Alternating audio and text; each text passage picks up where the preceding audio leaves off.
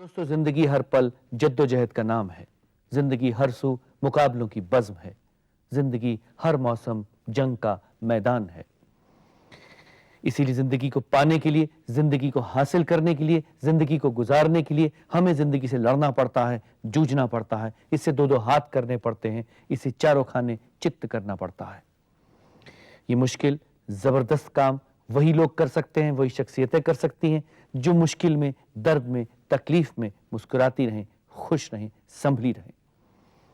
वो जिंदगियां जो जिंदगी से भागने के लिए, फरार पाने के लिए, चले जाने के लिए नशों का इस्तेमाल करती हैं, जिंदगी को हेरोइन और दूसरे ड्रग्स में गर्क कर देती हैं, खत्म कर देती हैं, फना कर देती हैं, वो जिंदगियां जिंदगी को कभी नहीं पा पाती।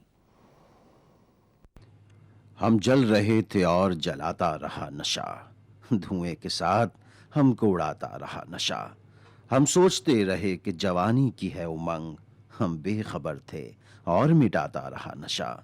अपनी नजर से आप ही हम लोग गिर गए, कुछ इतना जिंदगी को गिराता रहा नशा। जो इसके थे गुलाम उन्हें होश ही न था, लाशों के ढेर रोज लगाता रहा नशा। दोस्तों, आज हमारे बीच कुछ ऐसी बदनसीब जिंदगियां मौजूद हैं जिन्हें गलत नशे की लत ने तबाह कर दिया है, बर्बाद कर दिया है, खत्म कर दिया है। आइए सबसे पहले मुलाकात करें मसनवी, झूठे, बेकार, बर्बाद नशों में मुब्तला एक बदहवास जिंदगी से, जो धीरे धीरे, रफ्ता रफ्ता, हौले हौले मौत के मुंह की तरफ बढ़ रही है। अनिल साहब, क्या करते हैं आप? मैं एसी मैकेनिक काम करता था। आजकल कोई काम नहीं कर रहे आप? नहीं, आजकल कोई काम नहीं कर रहा। शादीशुदा हैं? नहीं जी, नो। शादी हुई नहीं आप? अभी शादी नहीं हुआ, नशे के दौरान अभी कोई शादी नहीं किया इस चक्कर में। कोई करेगा भी नहीं आपको लगता है? नहीं जी, नो। मेरा नशा इसी सोसाइटी में ही आया है। मेरा दोस्त था, मेरा एक फ्रेंड, तो वो यूज़ करता हुआ, शायद उसको भी किसी के साथ लगी होगी। मैंने कभी देखा नहीं है, ना तो जानता भी ना देखा ऐसी कोई चीज़। उसने वहाँ मेरे सामने इस्तेमाल किया इस चीज़ को। था क्या वो? स्मैक बताया ना जी। हाँ जी। तो आपने फिर स्मैक पीनी शुरू कर दी? हाँ, स्मैक पीनी शुरू कर दी थी मैंने इस बात को। इस वक्त भी आप नशे में हैं? हाँ जी, इस वक्त भी नशे में है। मैं मॉर्निंग में कर रहा था, अब तो खैर नहीं है। बाकी महसूस हो रहा है इस टाइम, मेरे को तकलीफ हो रहा है इस बात का कि मुझे चाहिए, मतलब इस टाइम भी। कभी मान लीजिए आपको और 10, 12, 15 घंटे ना मिले, आप क्या करेंगे? बेचैनी बढ़ती जाएगी। क्या करेंगे? 20 घंटे ना मिले, 24 घंटे ना मिले?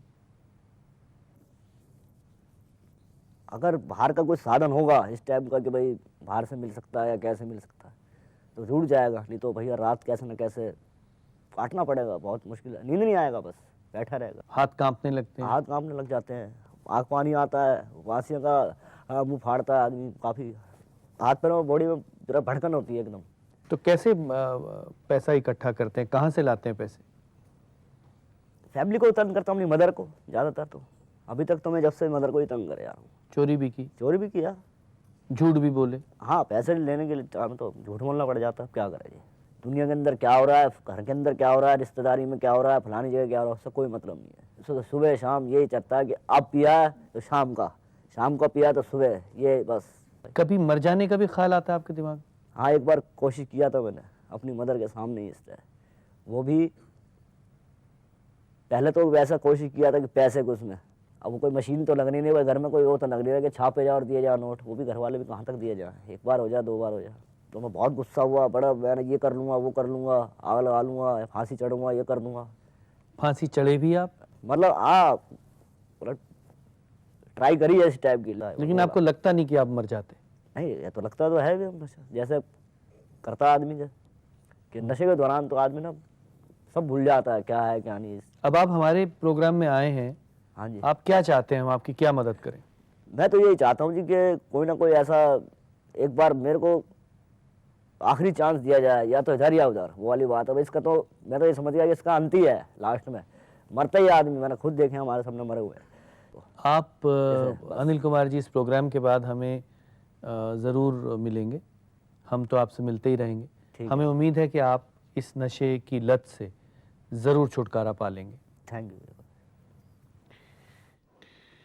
दोस्तों, ये तबाह, बर्बाद और मायूस ज़िंदगी ज़िल्लतों, परेशानी की ज़िंदगी से बाहर निकल सकती है, उसके अंधेरों से बाहर निकल सकती है, मगर इसके लिए इन्हें इरादों की, उम्मीद की, हौसलों की शम्मा जलानी पड़ेगी। दोस्तों हमारे बीच मौजूद हैं डीआईजी पुलिस दीपक मिश्रा साहब। आइए इनसे मुलाकात करें और कुछ बातचीत करें। दीपक साहब, जो हिंदुस्तान की पुलिस है वो ड्रग्स के व्यापार को रोकने में क्यों असफल है? कितने हम सफल रहे हैं इस बात का आकलन आप तभी कर सकते हैं जब आपको ये पता हो कि हमारे साथ में कितनी सारी हैंडीकैप्स थी। एक आम आदमी को नहीं पता है कि हमारे साथ कितनी हैंडीकैप रहती हैं। हम बहुत वेल इक्विप्ड नहीं हैं। हमें और भी अच्छे साधन, अच्छे वाहन, अच्छी सुविधाएं चाहिए, पर हम ये सब कुछ उम्मीद नहीं कर सकते हैं क्योंकि शायद हम उतने एफ्लुएंट मुल्क से ताल्लुक़ नहीं रखते हैं। We know that India is a poor country, जी, we have to bear with it. पर जितने भी हमारे पास में साधन हैं और क्षमता हैं, उस हिसाब से हमारा ट्रैक रिकॉर्ड बहुत ही अच्छा रहा, ये मैं कहना चाहूँगा दर्शकों के लिए। और यदि आज की तारीख में यहाँ पे ड्रग का मेनास यदि कम है तो इसका पूरा श्रेय इन्फोर्समेंट अथॉरिटीज़ को जाता है। That includes Indian police as well as Narcotic Control Bureau, Enforcement Directorate, customs and all this agencies.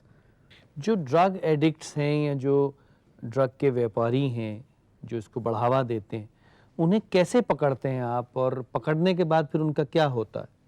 Police का काम मेरे ख्याल से तब तक पूरा नहीं होता है जब तक वो ड्रग ट्रैफिकर्स को नहीं पकड़ते हैं जिनको कि सिर्फ पैसे का प्रॉफिट है और वो पैसे के चलते देश को नशे का गुलाम बना रहे हैं। जो लोग गुलाम बन चुके हैं बेचारे छोटे आदमी होते हैं, या हो सकता है किसी बड़े बाप के बेटा होगा, लेकिन वो बाप हर समय आंसू बहा रहा है। यदि आपने उसे पकड़ लिया, आपने उसे सजा दिला दी, फायदा क्या हुआ? दीपक साहब, आप एक ज़हीन पुलिस ऑफिसर हैं, बहुत पुराने पुलिस ऑफिसर हैं, बहुत नामी पुलिस ऑफिसर हैं, लेकिन सब पुलिस ऑफिसर आप जैसे नहीं होते। और ये भी सच है कि पूरी दुनिया में जो ड्रग्स की ट्रैफिकिंग चल रही है, ड्रग्स का व्यापार चल रहा है, उसमें पुलिस की मिलीभगत ज़रूर होती है। मैं पुलिस अफसर हूं और मैं अभी इस बात को एडमिट करूंगा कि यदि कोई बड़ी मछली जिंदा है, तैर रही है पानी में, तो शायद किसी पुलिस वाले ने आंखों को बंद किया हुआ है, ये मैं मानूंगा। अब उस पुलिस वाले की क्या मजबूरी है या क्या उसके कॉन्सिडरेशंस हैं, I can not make any value judgement on him, but as a citizen of the society मैं ये दोष पुलिस वालों के सर से ऊपर नहीं हटाना चाहूँगा। यदि कोई बड़ी मछली है तो उसको शायद किसी पुलिस वाले ने उसको पानी दिया है, ऑक्सीजन दिया है, चारा दिया है। आपको लगता है दीपक साहब के कानून जो है, हिंदुस्तान का जो कानून है, वो काबिल है इस मुश्किल, इस मुसीबत से जूझने और लड़ने के लिए? कानून काफ़ी सक्षम है, बेहद सक्षम है। इसमें कम से कम सजा 20 साल की है या मर्डर है, कैपिटल सेंटेंस है, तो कानून काफ़ी सक्षम है सर।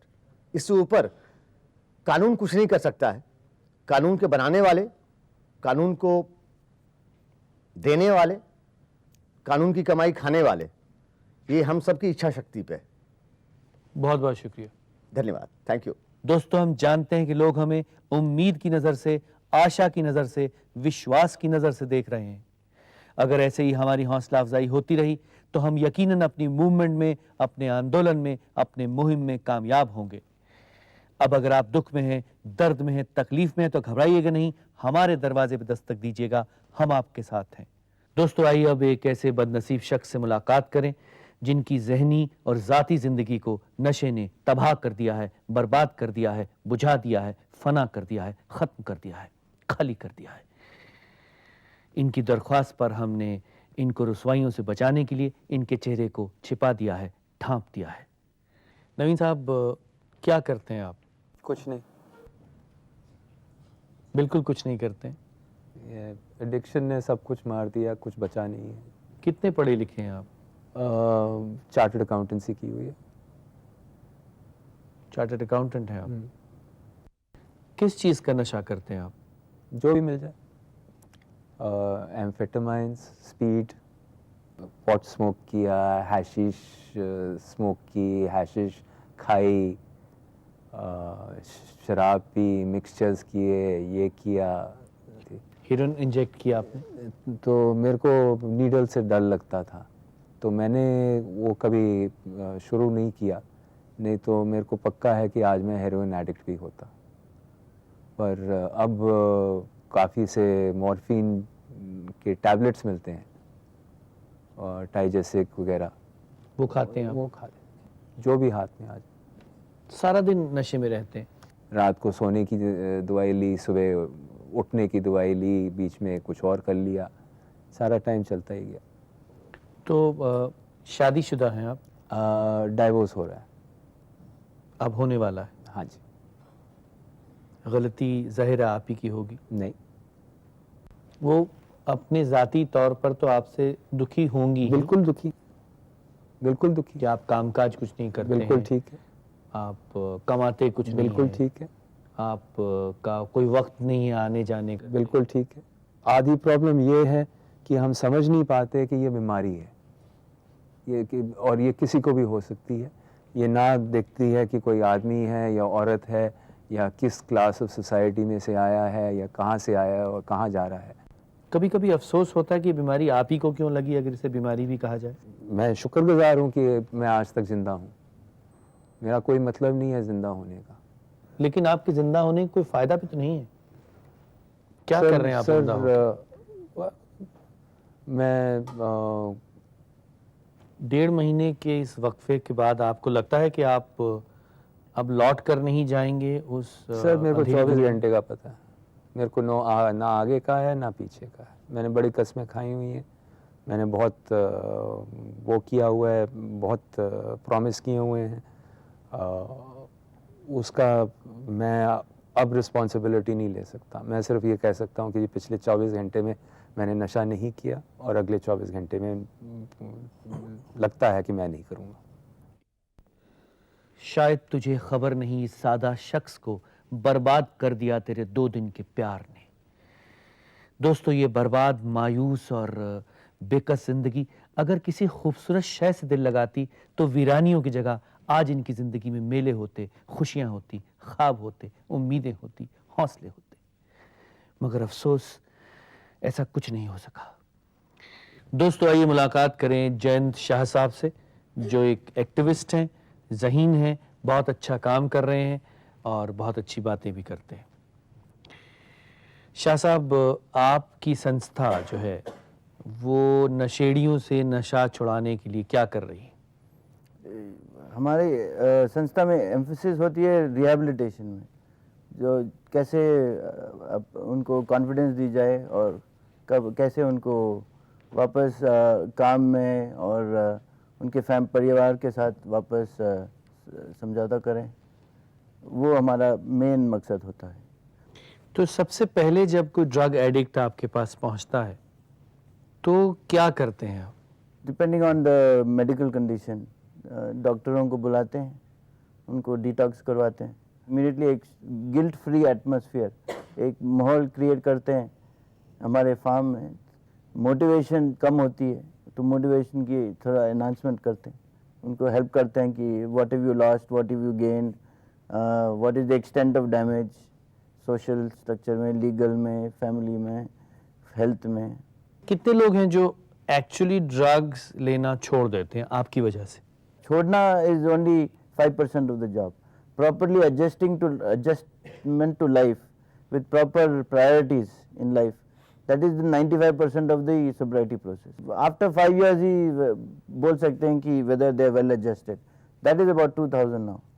वो कितने लोगों में से 2000 थे?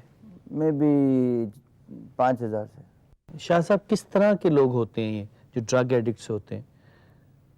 पहले ड्रग्स एंड अल्कोहलिक बहुत क्लेवर, वेरी हाई इंटेलिजेंट वाले होते हैं, high achievers, but they are like race horses, they are very fragile emotionally not, they don't have coping skills to tolerate adverse situation. मैं भी एक ड्रग एंड अल्कोहल एडिक्ट था। अच्छा, 18 साल पहले। क्या लेते थे आप? इनके माफी की सब देता था। मैं यूरोप में था, यूरोप में केमिकल इंजीनियर काम कर रहा था, यूरोप में तो सब मिलती थी। आपने कैसे छोड़ी? मैं ट्रीटमेंट अमेरिका में करवाया। Thank you. दोस्तों, अब अगर आप दुख में हैं, तकलीफ में हैं, दर्द में हैं तो घबराइएगा नहीं, हमारे दरवाजे पे दस्तक दीजिएगा, हम आपके साथ हैं। दोस्तों, आइए मुलाकात करें एक और बदनसीब जिंदगी से जो नशे में मुब्तला है, नशे की गुलाम है और धीरे धीरे खुद को बुझा रही है और हौले हौले खुद को जला रही है। कितने साल से आप नशा कर रहे हैं? नशे का तो ऐसा असर कि बचपन से ही कर रहे हैं कि जब 12-13 साल के थे, 14 साल के थे, जब भी शुरू कर दिया था। क्या लिया आपने सबसे पहले जिंदगी इनका में, क्या बिगनिंग नशा हम किया? लिया करते थे भांग। अच्छा, तो हम पहलवानी करते थे, थोड़े एथलीट थे, अच्छे हेल्थ वगैरह थी, तो भांग खाते थे, अपने कसरत करते थे, कोई ऐसी बात नहीं थी। लेकिन बाद में जो है हमने ड्रिंक्स शुरू कर दिया, अल्कोहल शुरू कर दिया। तो मैं जिस एरिया में रहता था उस एरिया के अंदर ये फॉरनर्स वगैरह काफ़ी आते थे, जी, और उन होटल्स में मेरा बैठना उठना था। तो दे केम इन माई कॉन्टैक्ट, तो उस टाइम मैंने वो ड्रग्स जो है यूज़ कर दिया उनके साथ। तो ड्रग्स में क्या लेते थे आप? ड्रग्स में उस टाइम में LSD, मैंड्रेक्स, हीरोइन, ये चीज़ लाया करते थे फॉरनर्स। तो वही चीज़ हम भी इस्तेमाल करते थे उनके साथ। 24 घंटे नशे में धुत रहते थे? अब ऑलमोस्ट 24 घंटे हो गया, जब ड्रग्स का तो नशा 24 घंटे ही होता देखा जाए तो। अब कितने बरस के हैं आप? नाउ 51। अब भी आपने नशा नहीं छोड़ा करना? नशा छोड़ता हूँ, लेकिन अब वो बॉडी में इस तरह बन चुका और कुछ मेरा रूटीन इस तरह का बन चुका है कि वो नशे से अलग नहीं रह पाता हूँ। छोड़ देता हूँ, लेकिन नशे के बगैर रह नहीं पाता हूँ। कैसा महसूस करते हैं उस वक्त, क्या लगता है आप? उस वक्त कुछ भी महसूस नहीं होता, उस वक्त तो सिर्फ ये लगता है कि बस आराम आ रहा है, मज़ा आ रहा है, कुछ नहीं और कुछ नहीं। क्योंकि कोई दिमाग के अंदर किसी किस्म की परेशानी नहीं होती, नशे की तरफ माइंड हो जाता है, तो क्या महसूस करना है। अभी भी नशे में है? मॉर्निंग में स्मैक ली थी मैंने। कितनी देर नशा रहता है स्मैक का? बस एक बार की डोज जो होती है 6-7 घंटे तक की होती है, अगर सही चीज़ मिल जाए तो। कितने ग्राम्स लेते हैं आप? अब आजकल तो मैंने क्वांटिटी रिड्यूस कर रखी है for the lack of money, तो आधा ग्राम की एवरेज आ जाती है अब भी। आप खुद भी तो कितने कम हो गए अशोक जी? काफ़ी कम हो गया। आपने मुझे बताया कि आप पहलवान थे, हाँ, I was very good in health. लेकिन आपसे छूटता नहीं है रोग। छूटता नहीं है अब। बेगम परेशान रहती है? सारे बच्चे हैं, सारी फैमिली परेशान है। आप खुद कितने परेशान हैं? उनसे ज़्यादा मैं परेशान हूँ। कितनी बार छोड़ने की कोशिश की आपने? 4 एक बार तो मेरा प्राइवेट इलाज कराया घर वालों ने, आखिर वो हार गए इलाज करा के। उन्होंने कहा भाई तुम अपने आप छोड़ो, अपने आप करो, जो कुछ करना हमारे बस की नहीं है। कभी ऐसा भी हुआ कि दिनों तक आप नशे में धुत हैं? 2 दिन, 3 दिन, 5 दिन, हाँ, ऐसा ही रहा जी। हफ्ता भर भी? हाँ। मुद्दतें हो गईं खता करते, शर्म आती है अब दुआ करते। दोस्तों, ये सच है कि खुद को संवारने के लिए, संभालने के लिए, सजाने के लिए दवा के साथ दुआ की भी जरूरत है, तकदीर के साथ तदबीर की भी जरूरत है, हौसलों के साथ यकीन की भी जरूरत है। दोस्तों, हमारी आज की इस महफिल में मौजूद हैं डॉक्टर HP झिंगन साहब, जो एक साइकेट्रिस्ट हैं। आइए इनसे मुलाकात करें। डॉक्टर साहब, सबसे पहले ये बताइए कि ये जो नशे की लत है, ये इसमें क्या ऐसी चीज़ है कि एक बार ये मुंह को लग जाए तो फिर हटती नहीं? इस पर स्टडीज़ हो रही हैं, कुछ फाइंडिंग्स हैं, लेकिन प्रिसाइजली कह पाना कि एग्जैक्टली वो क्या चीज़ है जिस कारण से सम्मोहन पैदा हो जाता है नशे के प्रति, जी, ये अभी तक मालूम नहीं है सही तरह से। इनफैक्ट अगर ये मालूम चल जाए तो हमें इलाज करने में और सहूलियत हो सकती है। जी। तो ये लोग जब आपके पास आते हैं तो किस तरह का इलाज करते हैं आप, कैसे इलाज करते हैं इनका? देखिए, इसका इलाज का मेनली 2 हिस्से होते हैं। पहला हिस्सा होता है डिटॉक्सिफिकेशन, जिसमें कि हम व्यक्ति को उस नशे से दूर ले जाते हैं। जी, तो यानी कि नशा छुड़वाने का हिस्सा, जिसमें कि मेडिकल ट्रीटमेंट की ज़रूरत पड़ती है। अगर नशा हार्ड ड्रग का हो, अगर वो हेरोइन ले रहा है या कोई भी ओपिएट्स ले रहा है या अल्कोहल ले रहा है और उस पर डिपेंडेंट है, अगर सीवियरली डिपेंडेंट है, तो उसको दवाइयों की ज़रूरत पड़ती है छुड़वाने के लिए। वो तो पहला फेज़ है। उसके बाद सेकंड फेज़ में ट्रीटमेंट शुरू होता है प्रॉपर, यानी कि to keep them away from the drug. उसके लिए हमें उसकी पूरी डिटेल एवेल्यूएशन करना होता है, पूरी हिस्ट्री, कैसे शुरू की, क्यों शुरू की, क्या फैक्टर्स हैं जिसके कारण वो लिए जा रहा है, आगे छोड़ने में दिक्कत आ रही है, पारिवारिक कारण क्या हैं, परिवार की समस्याएं क्या हैं, परिवार कैसे सहायता कर सकता है और कैसे नहीं कर रहा है या कर रहा है और मरीज़ उसका फ़ायदा नहीं उठा पा रहा है। उसके अलावा व्यक्ति को उस नशे के कारण क्या क्या नुकसान हुए हैं, शारीरिक तौर पर या साइकोलॉजिकल तौर पर या उसको फाइनेंशियल तौर पर, ऑक्यूपेशनल तौर पर, उसकी सोसाइटी में रोल कितना गिरा है नीचे। तो ये सब चीज़ें एवेल्युएट करनी पड़ती हैं। एक बार वो करने के बाद फिर हम उसके बाद उसको we have to reflect it back to the patient. हमको ये दिखाना है कि ये जो आपके साथ लाइफ में हो रहा है, जो आपकी नौकरी छूट गई, या आप कुछ नहीं कमा रहे हैं, जो आपकी वाइफ आपको छोड़ के जा रही है, जो आपके लीवर ख़राब हो गया है, या आपके शरीर में नुकसान हुआ है, उसका एसोसिएशन नशे के साथ है। फर्स्ट फेज में वो डिनाई करते हैं, देयर इज़ नो प्रॉब्लम, कोई मुश्किल नहीं है, मुझे कोई बीमारी नहीं है। ये समझ आने में उनको कई साल लग जाते हैं कई बार कि हाँ मैं ड्रग एडिक्ट हूँ। तो हमारा फर्स्ट स्टेप ये है कि वो समझ पाए, वो एक्सेप्ट करे कि उसको ट्रीटमेंट चाहिए। That is the first step which has to be taken. घर वाले जो हैं वो भी बहुत परेशान रहते हैं ऐसे लोगों के, तो क्या उनको भी आपके पास आना चाहिए मदद के लिए? बिल्कुल, परिवार वालों का बड़ा इंपॉर्टेंट रोल होता है इलाज में, क्योंकि परिवार वालों ने ही सपोर्ट सबसे ज़्यादा देनी है पेशेंट को। और आमतौर पर क्या होता है कि या तो परिवार वाले बीमारी को बीमारी नहीं समझते, वो समझते हैं कि इसको बंद कर दो, सजा दे दो, घर से निकाल दो, बात ख़त्म। ये लोग घर से चोरियां भी करते हैं, अलग अलग तरह के लोग होते हैं, तो करनी पड़ती है। जब नशा हुड़क जा उठती है तो परिवार के लोग ही सबसे ज़्यादा इससे अफेक्ट होते हैं। घर के लोग टूट जाते हैं, वो कई बार डिसअपॉइंट हो जाते हैं, होप छोड़ देते हैं, होपलेस हो जाते हैं। तो उनको भी साथ में इलाज की ज़रूरत पड़ती है, सहायता की ज़रूरत पड़ती है, ताकि वो उनका हौसला बना रहे और वो पेशेंट को बेहतर तरीके से सहायता कर पाएँ इस नशे से बाहर आने के लिए। Thank you doctor, thank you very much. Thank you. दोस्तों, इंसान से बढ़कर अजीज शायद इस दुनिया में कोई नहीं, इंसान से बढ़कर अजीम शायद इस दुनिया में कोई नहीं, इंसान से बढ़कर ज़हीन शायद इस दुनिया में कोई नहीं, और दूसरी तरफ आदमी से बढ़कर बदजात शायद इस दुनिया में कोई नहीं, आदमी से बढ़कर बदकार शायद इस दुनिया में कोई नहीं, आदमी से बढ़कर बेअक्ल शायद इस दुनिया में कोई नहीं। दोस्तों, आप समझ ही चुके होंगे कि कितना थोड़ा सा मामूली सा अदना सा फर्क है आदमी और इंसान में। हमारी आपसे गुजारिश है, रिक्वेस्ट है, इल्तजा है कि अपने लिए ना सही लेकिन अपने रिश्तों के लिए, अपनी मोहब्बतों के लिए, अपने राब्तों के लिए, अपने लोगों के लिए आप बहुत जल्द आदमी से इंसान बनने की कोशिश करें, कामयाब बनने की कोशिश करें, नशों की लत को छोड़ने की कोशिश करें। हमें कोशिश करनी चाहिए अपनी इस मुहिम में, अपने इस आंदोलन में, अपनी इस मूवमेंट में हम कामयाब हों। हमें कोशिश करनी चाहिए।